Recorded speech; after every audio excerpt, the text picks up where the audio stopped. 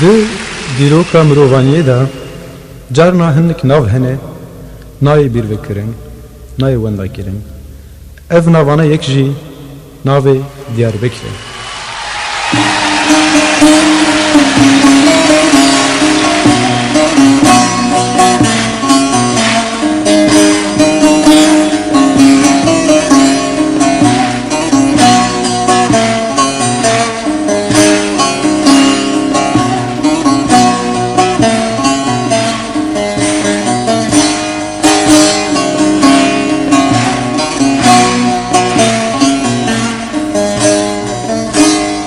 Diyarbekir, Diyarbekir, navî şirin mecibir nekir.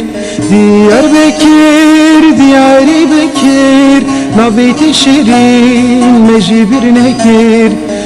Xwînê sor bû exuletê te, berxwedana te mecibir nekir. Xwînê sor bû exuletê te, berxwedana te mecibir nekir. Diyarbekir, Diyarbekir, navê te şirin mecibir nekir. Diyarbekir, Diyarbekir, navê te şirin mecibir nekir.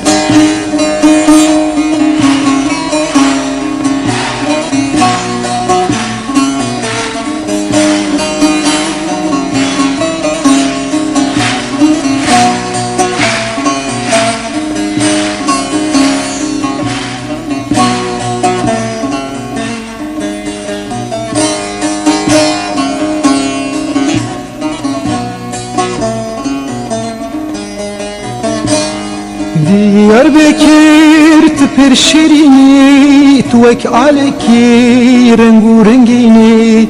Diyarbekir tüper şirini, tuvek aleki rengu rengini. Evre çakuş Şeyh Said Bekir, emre çey her dem bijini. Evre çakuş Şeyh Said Bekir, emre çey her dem bijini.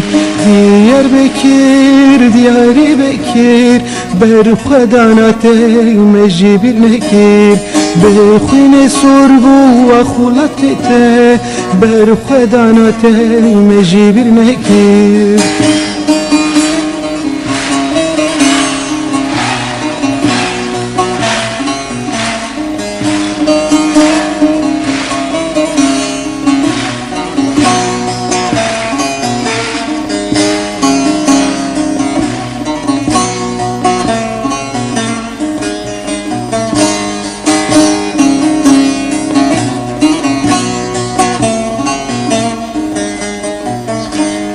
Diyarbekir tujmer paytexte, emê te bixemlînin bi tac û texte.